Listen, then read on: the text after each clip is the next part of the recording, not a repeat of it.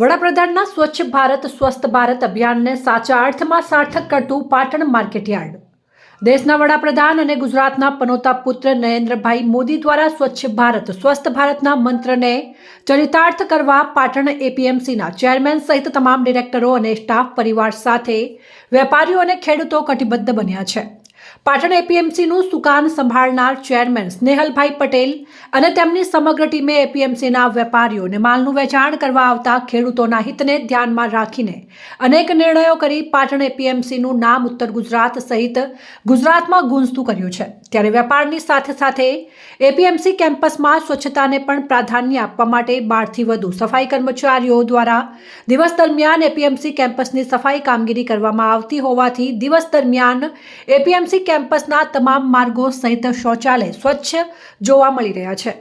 Patan એપીએમસીના chairman Snehalbhai પટેલે એપીએમસીને સ્વચ્છતા બાબતે જણાવ્યું હતું કે દેશના વડાપ્રધાન અને ગુજરાતના પનોતા પુત્ર નરેન્દ્રભાઈ મોદી દ્વારા રાષ્ટ્રપિતા મહાત્મા ગાંધીના સાદગી, સ્વચ્છતા અને સદવિચારોને ચરિતાર્થ કરવા હાથ ધરેલ સ્વચ્છ ભારત સ્વસ્થ ભારતના અભિયાનને પાટણ એપીએમસીને સાચા અર્થમાં ચરિતાર્થ કર્યું છે.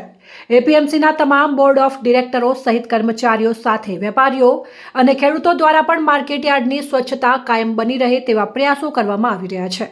દરેક વેપારીઓ પણ પોતાની પેઢી પર ફરજિયાત ડસ્ટબિન રાખી માર્કેટયાર્ડની સ્વચ્છતામાં સહભાગી બની રહ્યા છે. માર્કેટયાર્ડમાંથી એકત્ર કરાયેલ કચરાનો નિકાલ પણ માર્કેટયાર્ડના ટ્રેક્ટરો મારફતે નક્કી કરાયેલા યોગ્ય સ્થળે કરવામાં આવતો હોવાનું તેઓએ જણાવી પાટણના નગરજનો સહિત ગુજરાતની તમામ માર્કેટયાર્ડના સંચાલકોને પોતાના સ્વસ્થ આરોગ્ય માટે સ્વચ્છતાને પ્રાધાન્ય આપવા અપીલ તેઓએ કરી છે. દેશના વડાપ્રધાન નરેન્દ્રભાઈ મોદીની એક થીમ છે સ્વચ્છ ભારત, સ્વચ્છ બને અને લોકો સ્વાસ્થ્ય સારું રહે એના માટેના અથાગ પ્રયત્નો થાય છે અને એને લઈને તમે પણ આજે અનુસરણ કરી રહ્યા છો માર્કેટયાર્ડમાં સ્વચ્છતા જોતા. આ બાબતે આપ શું કહેવા માંગશો સ્વચ્છતાને લઈને?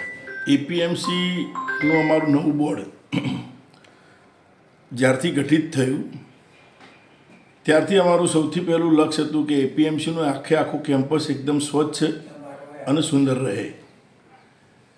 આ દિશામાં સતત ધ્યાન રાખવું અને જે સ્વચ્છતા કર્મીઓ છે એમના પણ સતત સંપર્કમાં રહી અને કેમ્પસની દરેક જગ્યાઓ કે ટોયલેટ હોય કે બાકીની ખુલ્લી જગ્યાઓ હોય કે જ્યાં અવારનવાર કચરો પડતો હોય તો એ બધું રોજે રોજ એનો નિકાલ થાય, એનું સાફ કરવાનું થાય અને અહીંથી કોઈ પણ ખેડૂત મિત્ર આવે તો એને સ્વચ્છ અને વેપારીને પણ સ્વચ્છ કેમ્પસ લાગે એ પ્રકારના અમારા અને અમારા કર્મચારીઓના બહુ ભગીરથ પ્રયત્નો રહ્યા છે.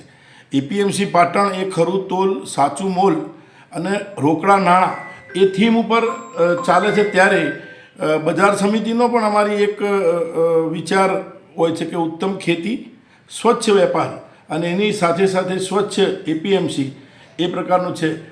જ્યારથી અમારા બોર્ડનું ગઠન થયું છે ત્યારે અમારા બધા જ બોર્ડ મેમ્બરો અને અમારા એપીએમસીના તમામ કર્મચારીઓ એ આ પ્રકારની વાહન વ્યવસ્થા હોય તો એની પાર્કિંગની વ્યવસ્થા અને સ્વચ્છતાની વ્યવસ્થા કે ક્યાંય પ્લાસ્ટિક કે કોઈ ખેડૂત આવે છે તો બીજો કોઈ કચરો નાખે છે તો એને ત્વરિત એને ત્યાંથી ઉઠાવી અને એની યોગ્ય જગ્યાએ લઈ અને આ ભેગો થયેલો કચરો છે એપીએમસીના ટ્રેક્ટર દ્વારા અન્યત્ર નક્કી કરેલી જગ્યાએ ખસેડવામાં આવે છે.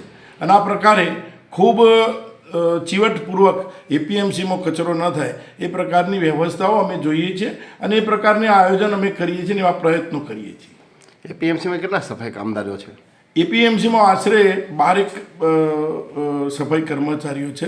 પણ વ્યવસ્થા એવી છે કે અમે બધી જ લાઈન બધા વિસ્તારો અમારા જે એપીએમસીના મુખ્ય કર્મચારી છે જે અધિકારી કક્ષાના હોય એ બધાને પણ જવાબદારી આપી છે કે તમે અહીં આ પ્રકારની વ્યવસ્થા કરો. ડસ્ટબિનની વાત હોય તો પણ બધા જ વેપારીને કહ્યું છે કે તમારા ત્યાં જે કચરો પ્લાસ્ટિક જેવો કોઈ કચરો હોય તો એના માટે તમે ડોલ કે બીજું કોઈ કચરો નાખવા માટેની એક વ્યવસ્થા કરો. અહીં ધારો કે કપાસ છે કે એ પ્રકારની જે ધાન્યની વેરાવાનું એ બધી વ્યવસ્થા એ થતું હોય છે પણ એ પણ એ વેપારીને કહીએ છીએ કે તમે સાંજ સુધીમાં તમારું ધારો કે કપાસ વેરાયો હોય કે ક્યાંક રાયડો આવ્યો હોય તો એ વેરાયેલું હોય તો એ વેરાયેલું પણ ભેગું કરી દો. એની સાથે સાથે કચરો ના આવે એનું પણ અમે ધ્યાન રાખીએ.